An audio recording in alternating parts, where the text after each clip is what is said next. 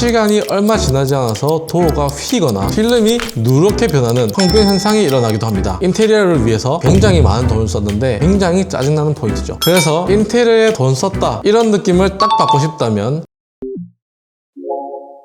안녕하세요, 공간보관 백창석입니다. 오늘은 인테리어를 할 때 가장 비용이 많이 들어가는 곳이 어딜까 고민을 해봤는데 주방 인테리어에 대해서 말씀드리는 게 좋을 것 같습니다. 많은 분들이 주방을 디자인만 보고 결정하시는데 오늘은 많은 사람들이 돈을 쓰고도 정말 후회하는 주방 인테리어 5가지를 꼭 집어서 설명드릴 테니까 이런 실수를 피하면서 나에게 꼭 맞는 주방을 설계하시길 바랍니다.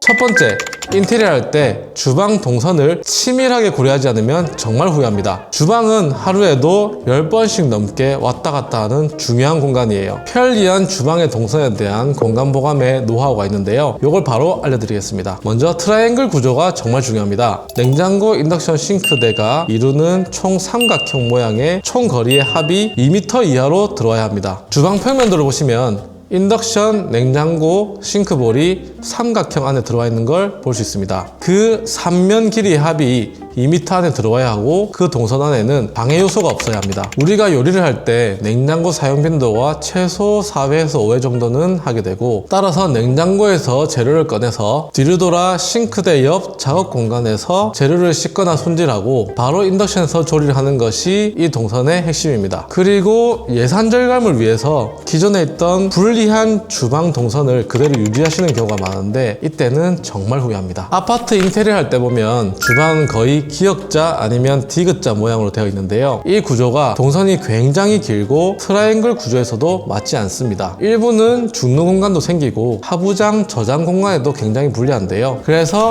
11자로 된 대면형 주방을 추천드립니다. 요리 빈도가 높은 라이프 스타일을 가지고 계신 분들이라면 주방을 과감하게 바꿔보시는 것도 좋습니다. 여기서 중요한 팁은 인덕션과 싱크볼 사이에 작업 공간이 있는 겁니다. 작업 공간 없이 싱크대와 인덕션이 바로 붙어 있게 되면 도마를 놓거나 다른 식자재를 놓을 것이 없어서 굉장히 불편합니다. 최소한 60cm 이상의 간격은 띄워주는 것이 좋으며 이 사이 공간에는 센스 있게 식기세척기를 하부장에 넣어주시면 깔끔한 동선이 완성됩니다. 두 번째, 동선의 폭은 최소한 80cm 이상이 나와줘야 됩니다. 동선의 80cm는 성인이 지나다니기 위한 최소한의 폭입니다. 우리가 주방에 들어갈 때는 대체로 뭔가를 들고 들어가는 경우가 많죠. 그래서 여유있게 90cm나 1m까지 동선을 뽑아주는 것이 좋습니다. 생각해보면 우리가 주방에 들어갈 때 무거운 것들이나 재료를 들고 들어가는데요. 이때 동선이 너무 좁게 되면 주방에 들어갈 때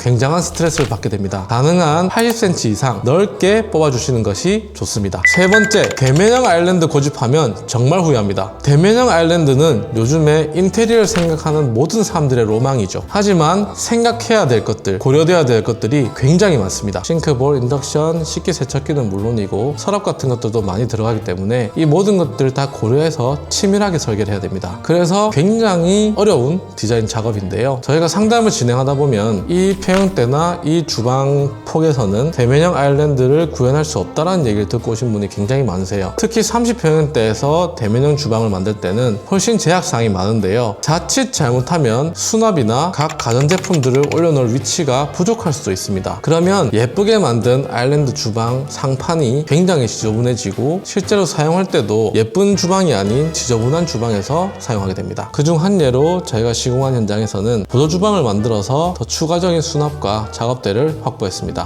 근데 보조 주방은 대형 평수에서만 할 수 있는 게 아닌가요? 40-50평이 아니더라도 주방 뒤쪽에 발코니가 있으면 보조주방 역할을 할 수 있는 디자인이 충분히 가능합니다. 최근에 공사했던 아파트를 예시로 들면 아일랜드 뒤쪽 벽면에 있는 키 큰 장을 열고 들어가면 보조주방이 나오게끔 설계를 했는데요. 넓지 않더라도 기존에 있는 공간을 활용해서 충분히 보조주방을 설계할 수 있습니다. 네 번째, 주방을 내 키에 맞게 설계하지 않으면 나중에 디스크 걸립니다. 주방은 서서 실제 작업을 하는 공간이에요. 주방에서는 칼질을 하거나 요리를 하거나 재료를 옮기거나 하는 다양한 작업들을 하게 되는데요. 최소 30분에서 길게는 시간 단위로 작업을 하기도 하죠. 그런데 이 주방의 높이가 너무 낮게 되면 계속 구부리게 되고 불편합니다. 또 너무 높으면 손목이 꺾일 수도 있는데요. 이러한 불편들이 2년, 3년 쌓이게 되면 만성 통증을 유발합니다. 여기서 저희만의 꿀팁은 고객님의 키에 따라서 주방 높이를 다르게 설계하는 건데요. 고객님의 키가 160 미만이면 주방의 높이를 860에서 880 정도로 맞추고요. 일반적인 높이에서는 900, 그리고 실제로 사용하시는 분의 키가 큰 편이라면 920, 30 정도로 설계를 하기도 합니다. 우리가 주방을 만들 때 조금만 더 신경을 써서 설계하면 이러한 작은 불편들까지 해결할 수 있습니다. 다섯 번째, 너무 저렴한 마감 소재 쓰시면 후회합니다. 인테리어의 꽃은 주방이고 우리가 하루에도 몇 번씩 왔다 갔다 하는 곳이 주방이에요. 사용 빈도가 많기 때문에 쉽게 오염됩니다. 너무 저렴한 인조 대리석이나 도어 마감재를 사용하게 되면 시간이 얼마 지나지 않아서 도어가 휘거나 필름이 누렇게 변하는 황변 현상이 일어나기도 합니다. 인테리어를 위해서 굉장히 많은 돈을 썼는데 굉장히 짜증나는 포인트죠. 그래서 인테리어에 돈 썼다 이런 느낌을 딱 받고 싶다면 세라믹 상판을 추천드립니다. 저가형 인조 대리석은 기스가 잘 나기도 하고 김치 국물이 스며들기도 해서 얼마 안 가서 금방 헌게돼 버려요. 하지만 세라믹은 초기에 금액이 좀 높긴 하지만 사용하면 사용할수록 편리하고 관리도 쉽습니다. 그리고